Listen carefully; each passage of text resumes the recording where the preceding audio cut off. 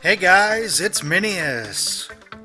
This is part 4 of the first season of lore videos, and if you want some good background information, it might be a good idea to check out the earlier videos. But if you've already seen them, or want to watch videos in whatever the hell order you feel like, stick around. The First Contact War was a very brief conflict between humans and the Turian military, and it was a big deal to humans. It really wasn't a big deal to anybody else. The Turians, for instance, refer to the conflict as an incident, and the other races in the Milky Way were hardly affected at all. But its impact on the trilogy is large, because the games are centered around a human vessel, and because the conflict took place only 26 years before the start of the original Mass Effect. Many of the characters from the Mass Effect series are First Contact War veterans, like David Anderson, Stephen Hackett, Jack Harper, who became the Elusive Man, Ashley Williams' grandfather, Adrian Victus, and Saren's brother Descelas. Although this conflict is called the First Contact War, first contact with an alien species was not a surprise to the human race. It was actually expected. 9 years before the humans ran into the Turians, they discovered an ancient Prothean Ruin on Mars, a discovery that completely changed the trajectory of the human race. As David Anderson put it jumped human technology forward 200 years. The ruin contained a data vault with millions of terabytes of Prothean knowledge. Deciphering these files taught humanity Mass Effect technology, allowing for faster-than-light travel, but perhaps more importantly, they revealed that Pluto's largest moon, Charon, wasn't a moon at all, but a mass relay covered in hundreds of kilometers of ice. Using the information from the Prothean data vault, humanity was able to reactivate this dormant relay and open the door to the entire galaxy.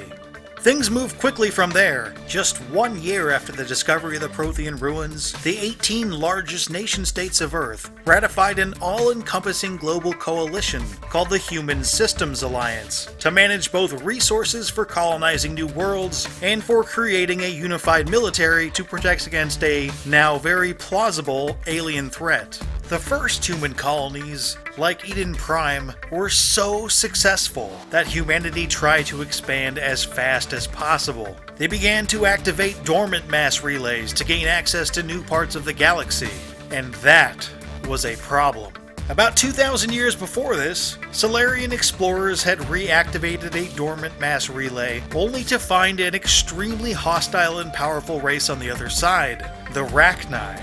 A brutal 300-year-long conflict between the Rachni and the citizens of the galaxy ensued, and because of this, activating dormant relays was strictly forbidden by the Galactic Council. So when a Turian patrol came across human ships attempting to activate a dormant relay near the human colony of Shang-Chi, they moved in to stop them.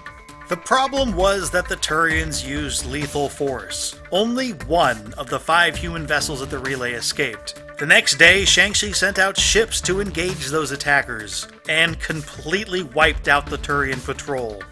Of course, all of this came from a misunderstanding. Humans had no idea that the Galactic Council even existed, let alone that activating a dormant relay was viewed as such a transgression. But they had just wiped out a Turian patrol in retaliation, and there was no way that the Turians were going to take that lying down.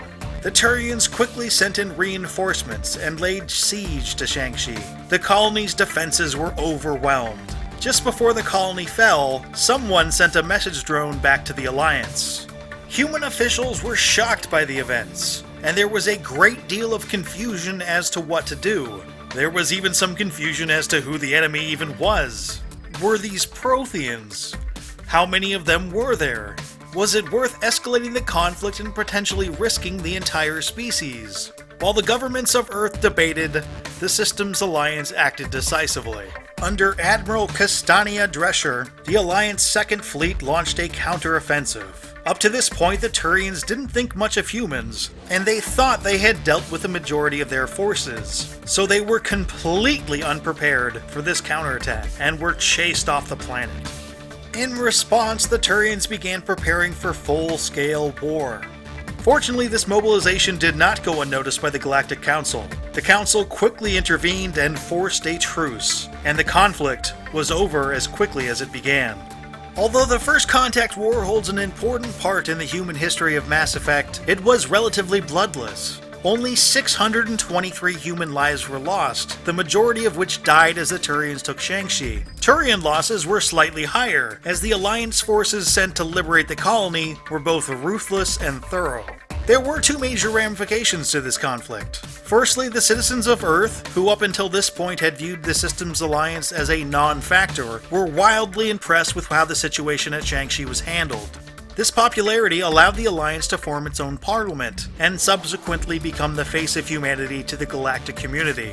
The Human Systems Alliance became an associate member of the Galactic Council 8 years after the First Contact War, technically becoming allies of the Turians. Humanity soon became a solid trade partner to the Turians, even though their relationship remained a bit cold. But not all humans could let the conflict go so easily. Immediately following the First Contact War, there was an anonymous manifesto claiming that an alien attempt at human genocide was inevitable. Out of that manifesto, the radical human supremacist or human survivalist group Cerberus was born. And that group would go on to play a huge role during the Mass Effect trilogy. If you're looking for more on the First Contact War, there are additional reading sources where you can get it. First of all, I recommend the first novel by Drew Karpyshyn, Mass Effect Revelation. The prologue of that book does a fantastic job of displaying what the human mood was like at the outbreak of the First Contact War. Of course, the book then goes in a completely different direction, which is still very interesting, but the prologue is an absolute must-read for serious Mass Effect fans. Also, the first half of the comic, Mass Effect Evolution, takes place during the fight for Shang-Chi, and follows the fate of Saren's brother Descelos and the formation of Cerberus. If you like this video, please give it a like. It really helps out the channel. Keep an eye on Minius GC for more lore, and of course, other Mass Effect videos. But for now,